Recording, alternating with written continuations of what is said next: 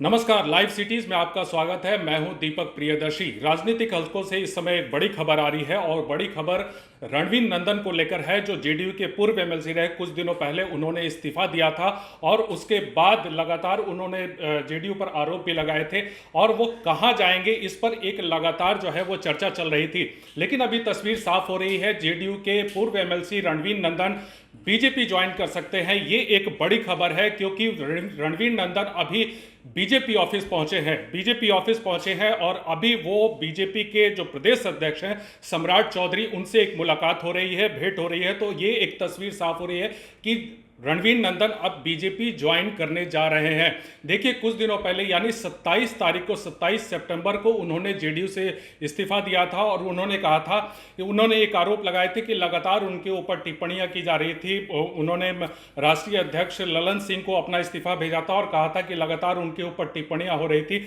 जिसके कारण उनका स्वाभिमान आहत हो रहा था। उसके बाद उन्होंने इस्तीफा दे दिया। जब उन्होंने इस्तीफा दिया था तो इस्तीफा देने के 2 घंटे के बाद जेडीयू ने उन्हें पार्टी से निष्कासित कर दिया।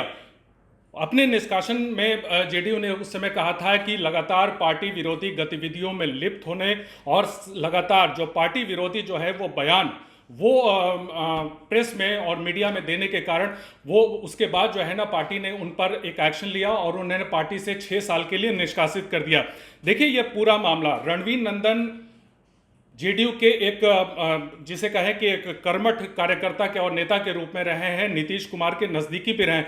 लेकिन पिछले कुछ दिनों में ऐसा क्या हुआ जिस कारण ये एक दूरियां बनी। अभी पिछले दिनों G20 की एक बैठक हुई थी। उस बैठक में राष्ट्रपति ने एक डिनर आयोजित किया था जिसमें मुख्यमंत्री नीतीश कुमार भी शामिल हुए थे। प्रधानमंत्री नरेंद्र मोदी के साथ एक फोटो काफी वायरल हुई और उस वायरल के बाद राजनीतिक हलकों में एक तरह से काफी हंगामा हुआ, काफी उस पर चर्चाएं होने लगी लगातार कि क्या अब तस्वीरें बिहार की बदलेंगी। उसी तस्वीर को रणवीर नंदन ने अपने सोशल मीडिया पर पोस्ट किया और प्रधानमंत्री और नीतीश कुमार की तारीफ की कि दोनों का राजनीतिक जीवन कैसा है और दोनों परिवार से अलग सिर्फ देश और प्रांत के बारे में सोचते हैं। उन्होंने एक तारीफ की थी। ये तारीफ कहीं ना कहीं जेडीयू को नागवार गुजरी थी और ललन सिंह ने इस पर कुछ टिप्पणी की थी। इसी चीज से आहत होकर रणवीर नंदन ने इस्तीफा दे दिया। उन्होंने अपना इस्तीफा ललन सिंह को दिया था और मुख्यमंत्री नीतीश कुमार और प्रदेश अध्यक्ष उमेश कुशवाहा को भी उन्होंने अपना इस्तीफा भेजा था।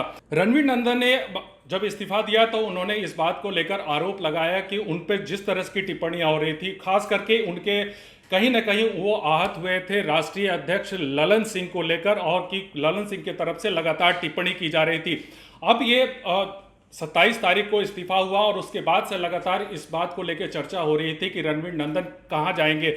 चर्चा उस समय भी थी कि क्या वो बीजेपी जा सकते हैं, लेकिन आज वो तस्वीर साफ होती नजर आ रही है क्योंकि आज वो बीजेपी ऑफिस पहुंचे हैं। सम्राट चौधरी से उनकी मुलाकात हो रही है। तो जाहिर सी बात है कि तस्वीर साफ होगी, क्योंकि जिस दिन उन्होंने इस्तीफा दिया था उस समय भी उनसे पूछा गया था तो उन्होंने कहा था कि 2 अक्टूबर को वो अपनी स्थिति साफ करेंगे कि वो कहां जाएंगे, क्योंकि 2 अक्टूबर को गांधी जयंती है और 2 अक्टूबर को लाल बहादुर शास्त्री की भी जयंती है। तो जाहिर सी बात है कि वो उन्होंने कहा था कि 2 अक्टूबर को वो अपने आगे कहां जाएंगे, क्या उनका आगे का उनकी रणनीति होगी, वो तस्वीर साफ करेंगे।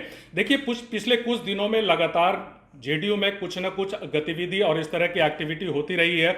अभी हाल ही में उपेंद्र कुशवाहा ने एक बयान दिया था कि जेडीयू में टूट हो सकती है। यह काफी एक बड़ा बयान था। अब उपेंद्र कुशवाहा ने किस मायने में कहा था ये अलग बात है। देखिए, जब से और ये लगातार इस बात को लेकर राजनीतिक हलकों में इस बात को लेकर भी चर्चा है कि जब से आरजेडी के साथ जेडीयू ने अपना नाता जोड़ा है उसके बाद और एक गठबंधन हुआ है, उसके बाद पार्टी में कहीं ना कहीं कई नेता इस बात को लेकर नाराजगी जाहिर कर चुके हैं और कुछ लोगों ने अपना साथ भी छोड़ा है। मांझी ने साथ छोड़ा पहले, उसके बाद उपेंद्र कुशवाहा ने साथ छोड़ा, अब यहाँ पे रणवीर नंदन ने इस्तीफा दिया है। तो अब जाहिर सी बात है कि आने वाले दिनों में बिहार की राजनीतिक तस्वीर बदलेगी।